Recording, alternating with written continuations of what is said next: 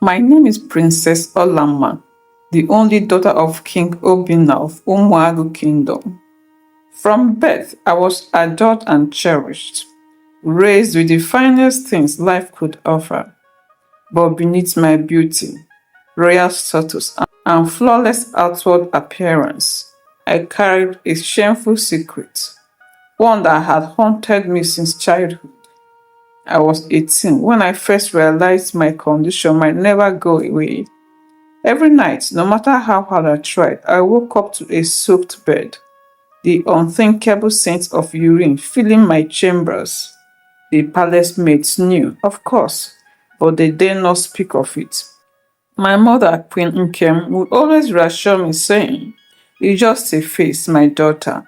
You will outgrow it." But I never did.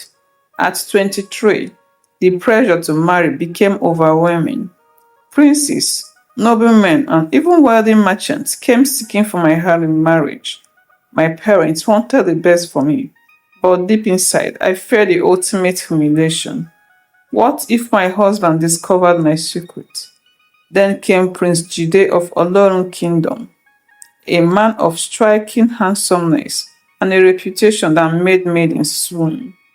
Our betrothal was celebrated with great festivities, but I could not share in that joy.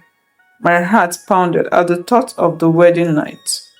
On our first night as husband and wife, I barely slept, forcing myself to stay awake, but exhaustion won.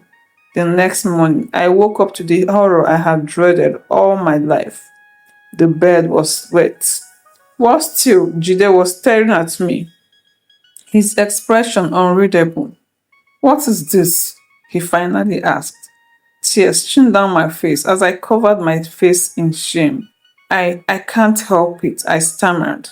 For what felt like an eternity, he said nothing. Then, to my utter shock, he sighed and pulled me into his arms. "You should have told me, Olamma. I married you for love, not for perfection." His words broke me. I had expected ridicule, maybe even rejection, but instead he chose to stay. From that day, we sought medical help together, and though my journey was not easy, I was no longer alone. For the first time in my life, my secret no longer felt like a burden. That morning, the palace was unusually silent. The maid who had come in to prepare our bath had seen the wet sheets, but no one dared to speak. Jide, ever composed, dismissed them with a simple, "No need to prepare the bed yet." I avoided his gaze for the rest of the day. How could I face him? What if his kindness was just a momentary reaction?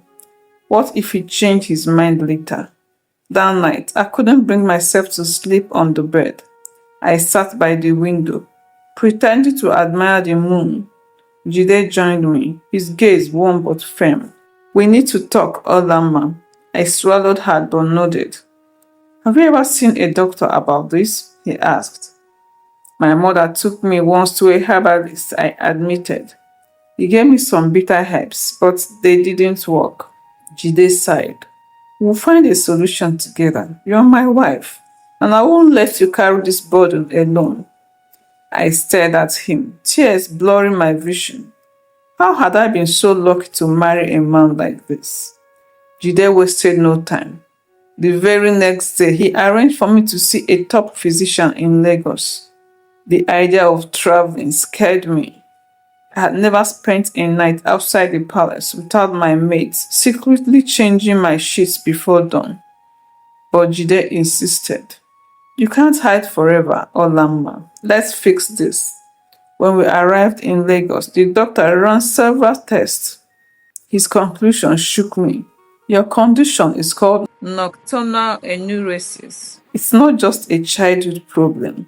It can continue into adulthood due to medical or psychological reasons." I lowered my head in shame. "There is treatment," he continued, "but it requires patience and discipline.